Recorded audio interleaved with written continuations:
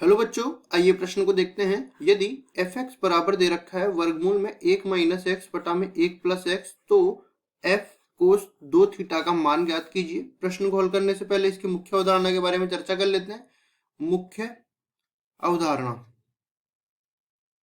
मुख्य अवधारणा में सबसे पहले चीज हम लोग ये देखने वाले हैं, किसी भी चर का मान बदलने पर फलन के मान में क्या प्रभाव पड़ता है। तो फलन के मान की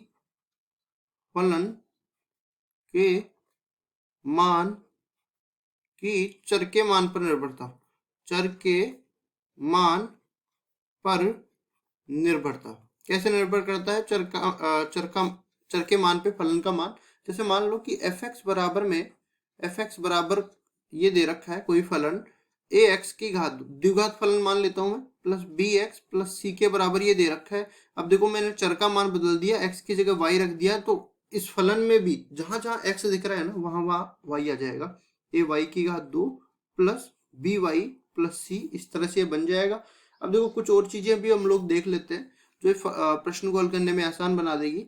जो त्रिकोणमिति में कोस 2 थीटा होता है उसका सूत्र होता है, दो तरह के इसके सूत्र होते हैं, वैसे तो 3 होते हैं, तीनों यहाँ पे मैं लिख देता हूँ, जो काम में आएगा वो हम लोग यहाँ से उठा लेंगे। पहला सूत्र अपने पास होता है कोस स्क्वायर थीटा माइनस में साइन स्क्वायर थीटा।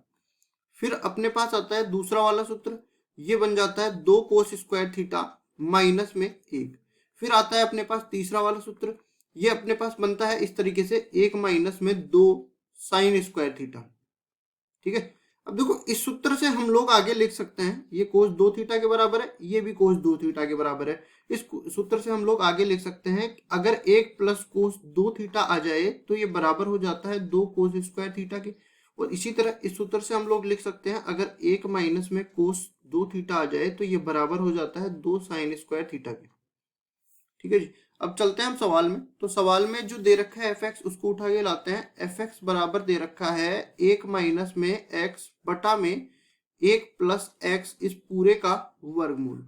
अब मैंने कहा था जब भी किसी चर को बदलना हो तो फलन में जहां जहां वो चर दिख रहा है उसका मान बदल दो। तो अब मेरे को किसका मान निकलना है, एफ कोस 2 थीटा का मान लिखना है।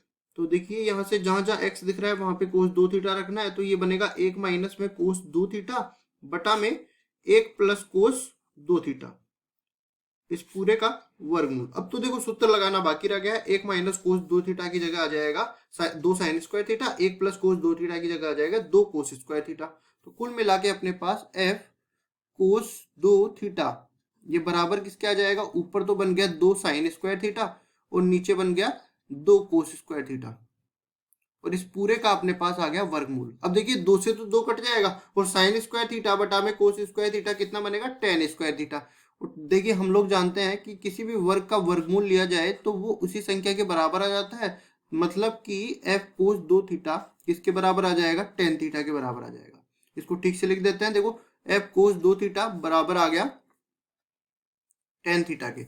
और देखिए हमें क्या करना था, इसमें केवल एफ कोस 2 थीटा का मान ज्ञात करना था, तो हमने ज्ञात कर लिया। ये किसके बराबर आ गया, ये टेन थीटा के बराबर आ गया, और यही हमारा उत्तर हो जाएगा। आशा करता हूँ ये सवाल आपको समझ में आया होगा। धन्यवाद।